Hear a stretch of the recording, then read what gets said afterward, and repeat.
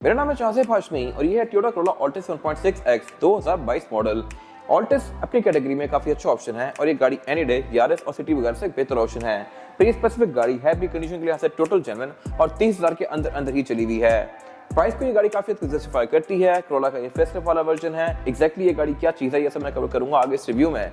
फिलहाल अगर बात कीजिए इस गाड़ी की प्राइस की तो इसकी डिमांड 62 लाख है। ये इस्लामाबाद रजिस्टर्ड है, टोटल जेन्युइन है और साइकिल मोटरस्पोर्ट के पास अवेलेबल है। अगर आपने इसके बारे में कोई इन्फॉर्मेशन लेनी है तो आप दिए गए नंबर पे कॉल कर सकते हैं या फिर आप साइकिल मोटरस्पोर्ट को विजिट कर सकते हैं जो कि रावलपिंडी में DH2 के गेट 1 के ऑपोजिट लोकेटेड है। हमारी एक और ब्रांच भी है रावलपिंडी के मरी रोड पे। Overall it's a good Corolla and today I am going to review it.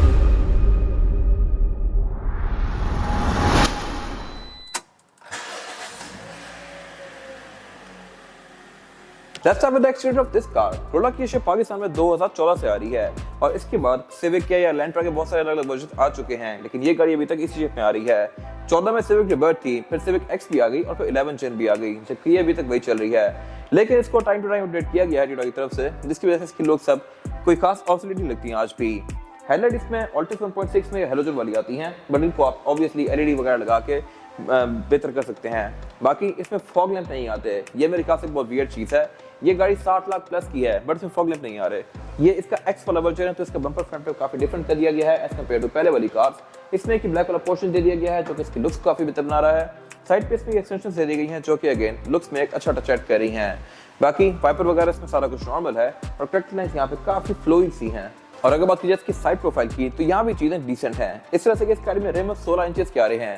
Initially जब ये गाड़ी आ रही थी तो इसमें रिम 15 इंचेस के थे और इसके अलावा इस गाड़ी में एक बेसिक वर्जन भी आता है जिसमें व्हील कैप्स आते हैं। ऑल्टिस 1.6 में इवन आज भी वो गाड़ी मैनुअल होती है और ट्रांसमिशन भी इसकी काफी इंटरेस्टिंग है, किस तरह से मैं कवर करूंगा आगे जाके। बाकी इसके फ्रंट पे डुअल VVTi की वर्जन दी गई है जो कि अब 2025 में जाके खत्म कर दी गई है। I am not sure why. और अगर बात की जाए स्लूट साइड प्रोफाइल की तो यहाँ पे ये गाड़ी अपनी सही वैल्यू को जस्टिफाई करती है क्योंकि साइज के लिहाज से ये गाड़ी अच्छी खासी बड़ी है। इस प्राइस पॉइंट पे आपको सिटी या यारिस मिलती हैं जो कि साइज में भी इससे छोटी होती हैं, उसमें फीचर्स भी कम आते हैं। इस तरह से कि इस गाड़ी में ऑल व्हील डिस्क ब्रेक है। ये एक ऐसी चीज है जो कि काफी मैटर करती है। ऑल व्हील डिस्क ब्रेक्स आपको सिविक, लैंट्रा या बड़ी गाड़ी में देखने को मिलेंगी, इस गाड़ी में भी हैं, जबकि यारिस या सिटी में अगर आप पीछे गौर करें तो उसमें ड्रम ब्रेक होती है, डिस्क ब्रेक नहीं होती। बाकी इसके अलावा इंटीरियर एक्सिट इस गाड़ी में आसान है क्योंकि आपकी हाइट पे ही है। सिविक में बैठना और निकलना थोड़ा सा मुश्किल है क्योंकि वो गाड़ी काफी नीचे है और कुछ टाइम बाद आपकी कमर में दर्द करना शुरू कर देती है। बाकी इसके अलावा इसमें फिर ये साइड स्कर्ट्स दी गई हैं जो कि लुक्स को बेहतर बना रही हैं। हाइट के लिहाज से भी गाड़ी डिसेंट है और ये गाड़ी हार्ड टॉप है। इसमें कुछ टाइम पहले एक और वर्जन भी लॉन्च कर दिया गया था, ऑल्टिस 1.6 स्पेशल एडिशन। वो गाड़ी सनरूफ ऑफर करती है और इसमें स्मार्ट एंट्री भी आती है ग्रैंडी की तरह। बाकी अगर बात कीजिए इस गाड़ी की पॉपुलैरिटी की मेन वजह की तो वो है इसका सस्पेंशन। कोरोला पाकिस्तान में खड्डों पे रिस्पॉन्स की वजह से ही बहुत ज्यादा फेमस है। ये गाड़ी गांव देहात में नीचे भी नहीं लगती, खड्डों पे काफी सॉफ्ट फील करवाती है, जबकि सिविक या लैंट्रा वगैरह आपको सही खड्डे फील करवाती हैं as compare to this car. और इसके अलावा इसके बारे में एक और चीज अच्छी ये है कि इसमें बैक पे अगर आप 3 से 4 लोग भी बिठा दें तब भी ये गाड़ी नीचे नहीं लगती, जबकि सिविक में 2 लोग भी बैठ जाए बैक पे तो वो नीचे लगना शुरू हो जाती है। बाकी इसके अलावा इसमें फ्यूल टैंक की कैपेसिटी 55 लीटर की है। ट्रैक्टर लाइंस यहाँ पे भी काफी फ्लोई और स्मूथ सी दी गई हैं, लेकिन जो इसके साइड पे एक्सटेंशन है बैक पे ये थोड़ी सी बाहर जा रही है टायर से, तो मेरे ख्याल से ये चीज बेहतर हो सकती थी। अगर आप इस पे बड़ा टायर लेके लगा लें तब इसकी लुक बेहतर हो जाएगी, बट अभी ये थोड़ा सा ना इसके टायर छोटे लग रहे हैं बॉडी के हिसाब से। और अगर बात कीजिए इस गाड़ी के रेयर एंड की तो ये भी लुक्स के लिहाज से बार बार अपडेट किया गया है और आज भी ऑब्सोलीट नहीं लगता। टेल लाइट इस गाड़ी की क्रोम और रेड की कॉम्बिनेशन के साथ हैं। क्रोम पहले इसमें ज्यादा नहीं आ रहा था, फेसलिफ्ट के बाद से दिया गया है। और इसके अलावा इसमें एक पहले वाली गाड़ी में यहाँ पे काफी बड़ा सारा पोर्शन था रेयर फॉग के लिए जो कि खाली ही होता था और इसकी लाइट यहाँ पे बंद होती थी, जबकि इस गाड़ी में उस वाले एरिया के अंदर भी इसकी लाइट को कंटिन्यू कर दिया गया और इसकी लुक काफी कंप्लीट सी आती है फेसलिफ्ट के बाद। बाकी इसकी ट्रंक की जो गार्निश है ये भी फेसलिफ्ट में पतली करके टेललाइट्स के अंदर से कंटिन्यू कर दी गई थी। पहले ये गार्निश बड़ी आती थी और इसके अलावा टेललाइट्स के अंदर नहीं होती थी। इसके अलावा ऑल्टिस 1.6 के बारे में एक चीज वियर्ड है, वो ये है कि इसमें बैक पे कोई ट्रंक का रिलीज ही नहीं दिया गया, ना ही कोई चाबी घुसाने की जगह है, ना ही यहाँ पे कोई नीचे सॉफ्ट अनलॉक है। आप इसकी ट्रंक को यहाँ से अनलॉक नहीं कर सकते, या आप गाड़ी के अंदर से करेंगे या फिर की फॉब से करेंगे। तो की फॉब पे इसका रिलीज दिया गया है और अनलॉक करने पर इसकी ट्रंक कुछ हद तक ऊपर उठती है। ट्रंक कैपेसिटी के लिहाज से ये गाड़ी अच्छी खासी स्पेशियस है, लेकिन यहाँ भी एक फैक्ट इंटरेस्टिंग है, तो ये है कि इसकी ट्रंक कैपेसिटी 475 लीटर की है और इसकी डिग्गी यारिस से छोटी है। यारिस की ट्रंक कैपेसिटी 500 लीटर है, तो ये मेरे ख्याल से एक अजीब सा फैक्ट है। बड़ी गाड़ी होने के बावजूद इसकी डिग्गी छोटी है और इसकी वजह यह है कि इसका ट्रंक बहुत ज़्यादा डीप नहीं है, यारिस का ट्रंक डीप काफ़ी है। फिर इसके अलावा इसमें स्पेयर टायर आता है कंपनी से ही। स्पेयर टायर इस गाड़ी में अनयूज्ड और बिल्कुल ब्रांड न्यू है और बाकी ट्रंक के अंदर इंसुलेशन वगैरह दी गई है। रेयर बेंचेस इस गाड़ी के अंदर स्प्लिट में नहीं है, फोल्डेबल नहीं है, जबकि ग्रैंडी में रेयर बेंचेस फोल्डेबल भी आते हैं। फिर इसके अलावा इसके बैक पे बम्पर में ये एक ब्लैक वाला एरिया ऐड कर दिया गया था जो कि इसके लुक्स को थोड़ा सा बेहतर बना रहा है। इसके बाद अगर बात की जाए इस गाड़ी के इंटीरियर की, तो यहाँ पे सबसे बेस्ट चीज जो है वो ये है कि ये गाड़ी स्पेशियस है एज कम्पेयर टू यारिस या सिटी वगैरह। यहाँ पर आपको ड्राइवर के लिए भी अच्छा खासा रूम मिलेगा, पैसेंजर के लिए भी, और बैक पे भी लेग रूम का बिल्कुल भी कोई इश्यू नहीं है। Same goes for head room. इसमें एक इंटरेस्टिंग फैक्ट है और वही है कि सनरूफ वाली गाड़ियां बेशक वो ग्रैंडी हो या ऑल्टेक्स 1.6 हो, सनरूफ वाली गाड़ी की छत थोड़ी सी नीचे होती है, तो इसमें वो वाला इशू भी नहीं है। छत अच्छी खासी स्पेशियस है और किसी को भी यहाँ पे इशू नहीं होगा। फिर इसके अलावा फीचर्स के लिहाज से ये गाड़ी डिसेंट है और काफी बार अपडेट की गई है। पहले ग्रैंडी में सिर्फ यहाँ पे कंट्रोल होता था, ऑल्टेक्स में स्टीयरिंग बिल्कुल बेसिक होता था, जबकि इस गाड़ी के केस में स्टीयरिंग भी इम्प्रूव कर दिया गया, मीटर भी इम्प्रूव कर दिया गया, डैशबोर्ड भी काफी हद तक डिफाइन किया गया है। अगर बात करें स्टीयरिंग व्हील की, तो ये ऑल्टेक्स में फेसलिफ्ट के बाद से आना शुरू हुआ था। प्री फेसलिफ्ट ऑल्टेक्स में GLI वाला स्टीयरिंग था, 3 स्पोक वाला, बिल्कुल बेसिक था। ये स्टीयरिंग व्हील मल्टीमीडिया वाला है, इस पे MID की विजन नेविगेट करने के लिए कंट्रोल्स भी दिए गए हैं। और इसके अलावा ये स्टीयरिंग व्हील है भी टिल्ट एंड टेलेस्कोपिक, यानी कि आप इसको आगे पीछे भी कर सकते हैं और ऊपर नीचे भी कर सकते हैं। ये चीज बहुत कम गाड़ियों में होती है। बाकी इसके जो हेडलाइट्स वगैरह के कंट्रोल्स हैं, ये वाइपर के कंट्रोल हैं, ये नॉर्मल हैं। ग्रैंडी के वाइपर्स रेंज सेंसिंग आते हैं। खैर, इसके अलावा अगर बात की जाए इस गाड़ी के मीटर की, तो ये भी इम्प्रूव्ड है इस तरह से कि अभी इसमें ग्रैंडी वाला मीटर आता है। पहले ऑल्टेक्स में GLI वाला मीटर था जो कि बिल्कुल बेसिक सा था, तो ये मेरे ख्याल से एक अच्छी इंप्रूवमेंट है। इसके बीच में 4.2 इंचेस की MID क्लस्टर दिया गया है, जिसके बीच में आप स्टीयरिंग पर दिए गए कंट्रोल से नेविगेट कर सकते हैं। ये आपको गाड़ी की स्टैट्स, गाड़ी के काफी सारे फीचर्स और इसके अलावा ट्रेल्स, एवरेज किलोमीटर पर लीटर, आउटसाइड टेम्परेचर, इस तरह की सारी चीजें शो करवाएगा। ऑडोमीटर इसका 29,946 पे है, जो कि मेरे ख्याल से एक काफी लो एवरेज है इस मॉडल की गाड़ी के लिहाज से। बाकी इसके अलावा अगर बात की जाए मीटर की हाउसिंग की, तो ये सॉफ्ट टच पैडिंग की फिनिश में है। क्लाइमेट कंट्रोल के वेंट्स जो हैं इसके नॉर्मल से हैं, ग्रैंडी में के बीच में क्रोम आता है।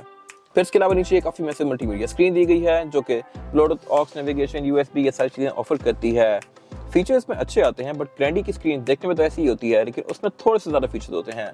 बाकी इसके अलावा नीचे क्लाइमेट कंट्रोल दिया गया है जो कि नॉर्मल है, गियर सिलेक्टर दिया गया है जो कि ऑटोमेटिक है। इसकी गियर सिलेक्शन है PRND3 2 ऑल लोड।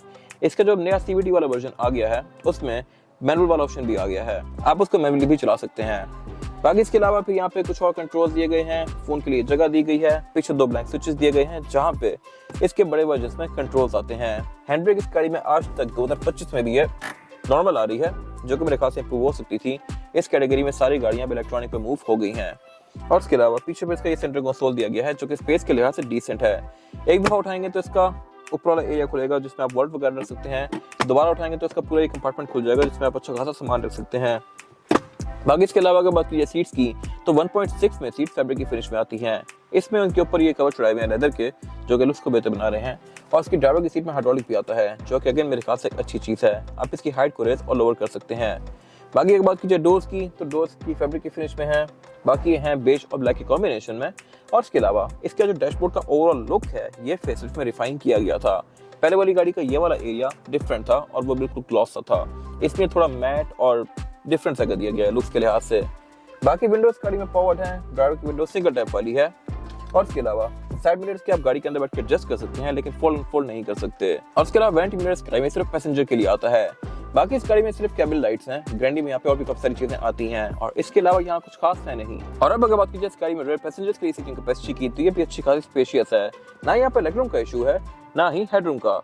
और इसके अलावा अमेनिटीज भी यहाँ पे डिसेंट हैं। इस तरह से रेयर पैसेंजर्स के लिए सेंटर कंसोल आता है जो कि GLI से ऑनवर्ड्स आता है। फन फैक्ट यहाँ पे ये है कि XLI में नहीं आता, उसकी जगह बिल्कुल ब्लैंक होती है, बंद होती है। XLI में बैक पे ब्रेक लैंप भी नहीं आता, जो कि इस गाड़ी में आता है।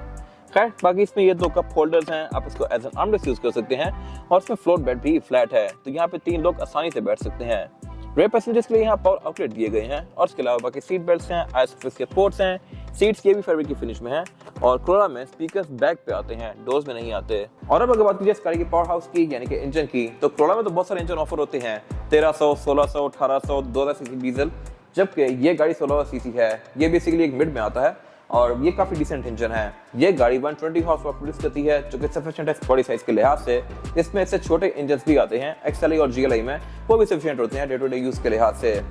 ये गाड़ी 120 हॉर्स पावर प्रोड्यूस करती है। ट्रांसमिशन इस टाइम पे तो एक ही आ रही थी, 4 स्पीड ऑटोमेटिक, लेकिन रिसेंटली इस गाड़ी में CVT वर्जन भी आ गया है। वो गाड़ी अब 7 स्पीड है और ड्राइव के लिहाज से इससे थोड़ी सी बेहतर है, बट प्राइस के लिहाज से इससे काफी महंगी है।